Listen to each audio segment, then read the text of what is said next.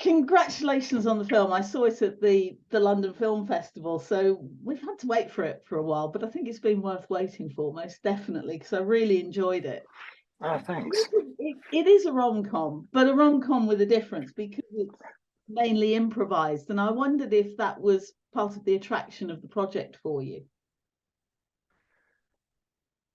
Yes, it was. I wasn't sure. We were never really sure what we were making exactly, whether it was a rom-com. I think Jamie thought it was going to be more dramatic than it ended up being.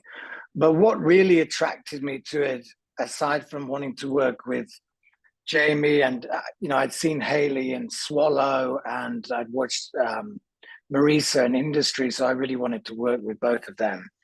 It was during that strange time of COVID, and for me living in Berlin, a sort of COVID, Brexit, I was going to say clusterfuck, but let's not swear in the interview. But and I really, my wife had been able to work during COVID, and I hadn't really, and I didn't want to go. I kept hearing nightmare stories of friends who'd gone off to work, arrived on set, someone got COVID, they ended up going back to the hotel room for 10 weeks, 10 days, then doing it again and again. And I didn't really want to go away to work and say to the family, I don't know when I'm coming back type thing. So with this job, I was actually in quarantine longer than I was shooting the film, which was a pretty bizarre set of circumstances. And I really just wanted to do something. I'd never done improv. And, I just thought, what the hell?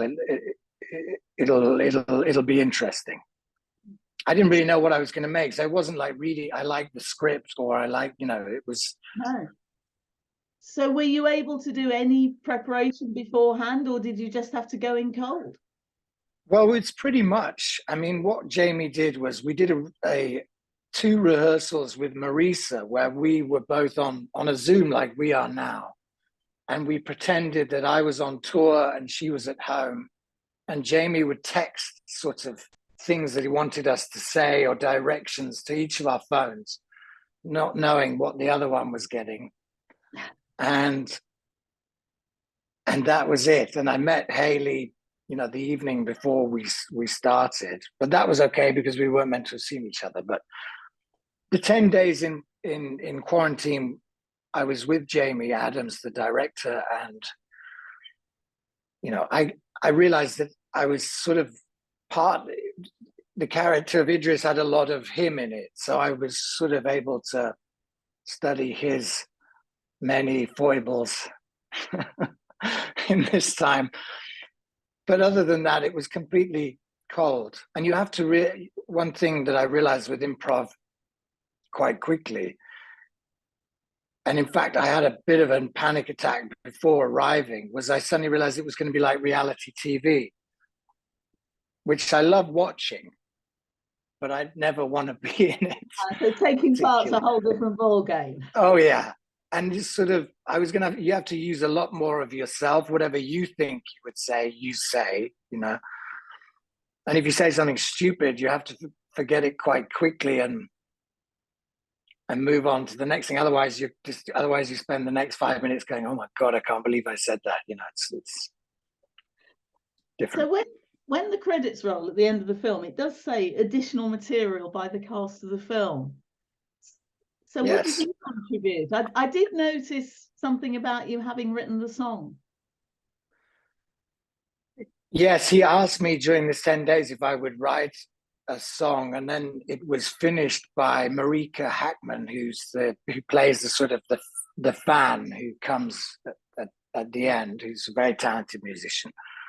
And we improvised the song in the middle of it, I'll Never Get Married Again. That was just something that came up while we were messing around. But he has what's called a scriptment, which is 5 pages of basically what the story is. And you go into the room kind of knowing where he wants you to go. And then he will be inspired by something we say and say, okay, now say this or do that. At the very beginning, to relax us, he got one of the other actors to come in and just stick an apple in my mouth in the middle of the. I was thinking, they're not going to use this, are they? But it sort of threw you, and apparently he was using Meisner technique on us without me having any idea what that was. I still don't really know what that was. I don't know what it was very. It's very exhausting. That's all I can say. One thing I've got to ask you, how good or otherwise are you at tennis, drunk or sober? It's funny you should ask that, Frida, because I'm going to have to get good at tennis this year for a film later in the year. So I'm not. I've never really played it much. I was better than Haley, who'd never played it. Of course. They were trying to get her to hit the ball in the vague area of my groin, and it took. In the end, Jamie was just sort of throwing it in the background. So can I ask what the film is that you've got coming up that you've got to learn tennis for? Or have you ever heard of Oh Boy, the German film by Jan Oehler Geister? It was with Tom Schilling. That rings a vague bell. Yes. It was a German movie because I live in Germany, and it's about a sort of washed up tennis coach on Fuerteventura who's coaching tourists, and it sort of goes on from there. It's a great script, so hopefully. So you're putting in lots of tennis practice then? Yeah, which is, I mean, that's one of the perks of the job. Free tennis lessons. Could be worse. Could be worse. Yeah. So presumably you've got a script for that one though. Thank God, I'm never doing this again, Frida. Really? No, I'm only teasing, half teasing. Sam, thank you very much indeed. Thanks, Frida.